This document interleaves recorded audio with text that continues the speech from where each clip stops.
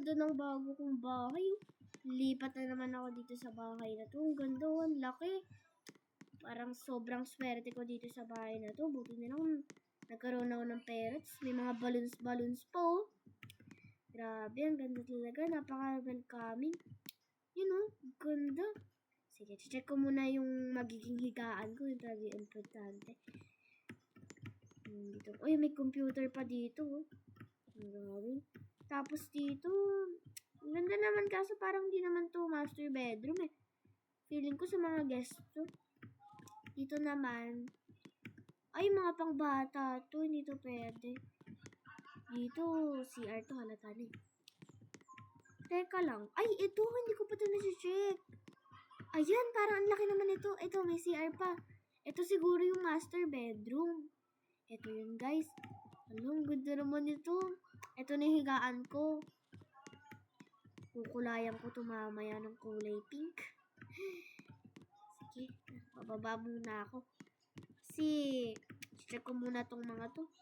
Teka, bababa ko muna itong bagahe ko. Ang bigat-bigat. Yan. Ayun ang ganda ng higaan. I mean, ganda ng ano dito, oh.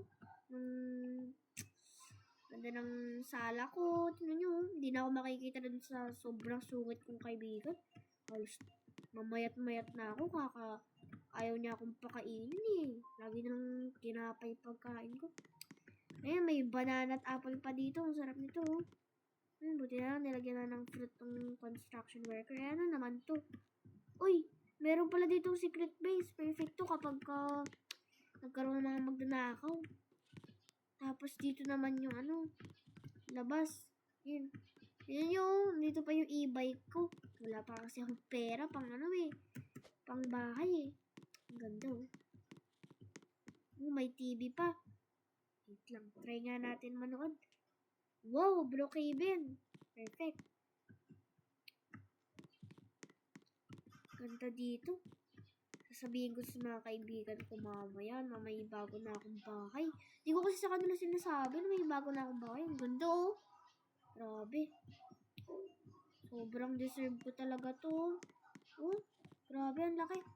Pero mamaya, tatanggalin ko muna tong mga ano na to, mga abubot. Kasi maglilinis ako kasi bagong bahay to. Itatabi ko na lang to dun sa loob. Ang ganda oh. Ayun lang guys. Salamat sa panonood. Ngayon, ayun lang. Bye! So yan guys, manood pa kayo ha.